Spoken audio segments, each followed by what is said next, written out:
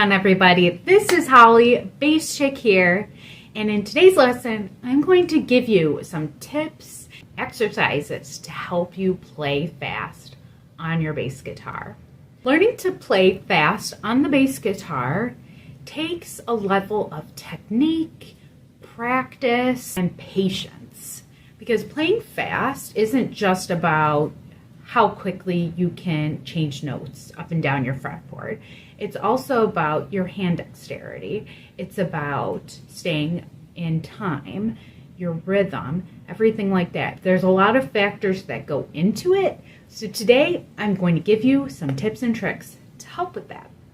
My first tip is to start off slow. Now this sounds counterintuitive because we're talking about playing fast, but when you start off slow, you can start to build the momentum, especially if you're playing different rhythms, you're playing different tempos.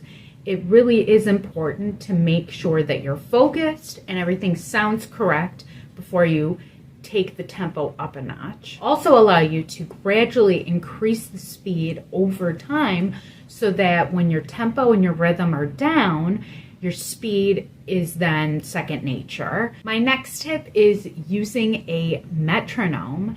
Now, I feel like this is essential for working on playing faster, working on your speed, because you can control how slow or quick you go.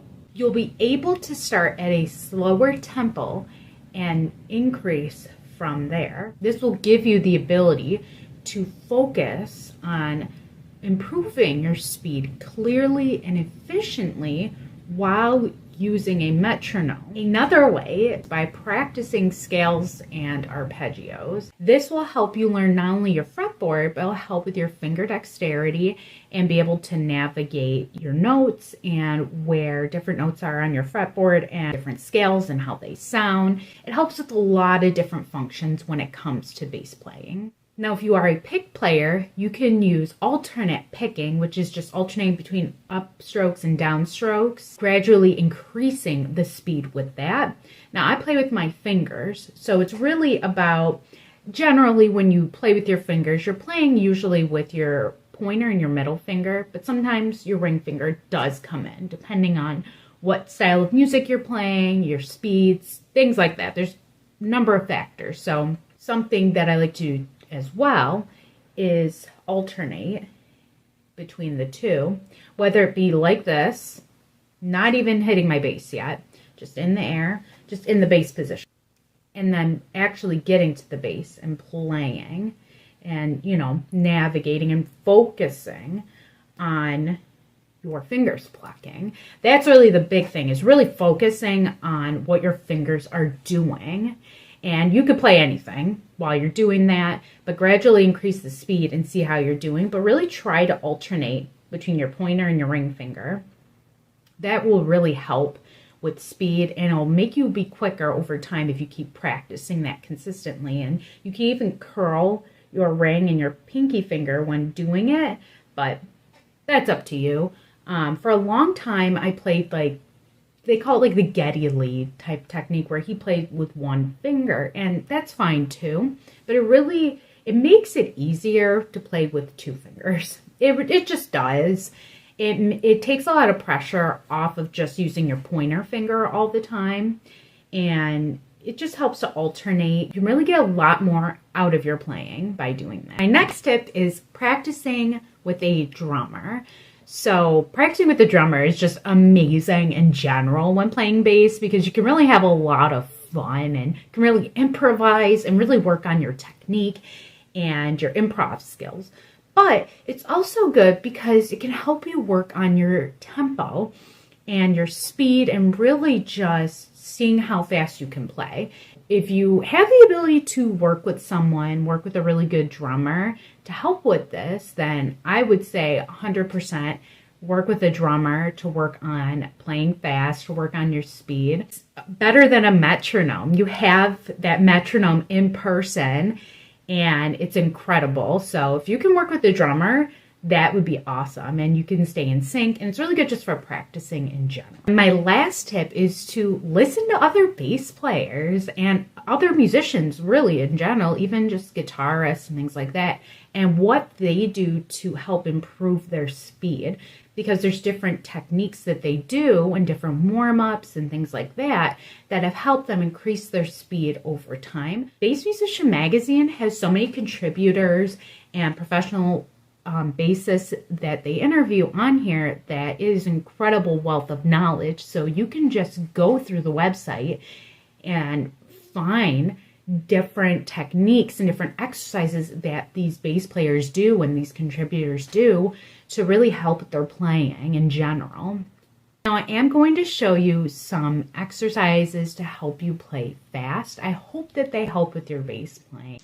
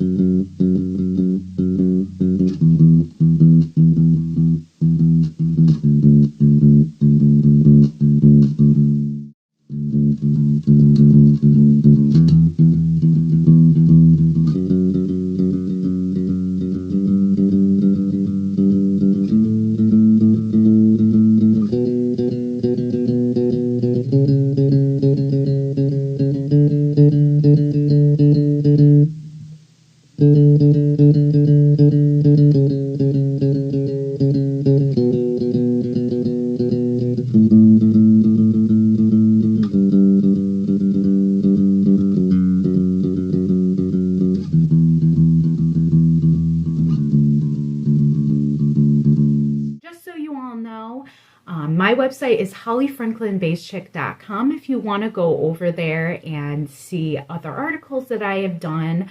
But of course, Bass Musician has a wealth of articles on here as well. I have also written a music theory book, The No Nonsense Guide to Scales Theory and More, available on Amazon. And I am so grateful that you all stopped by and watched this video. Thank you for supporting contributors in Bass Musician magazine, and rock on.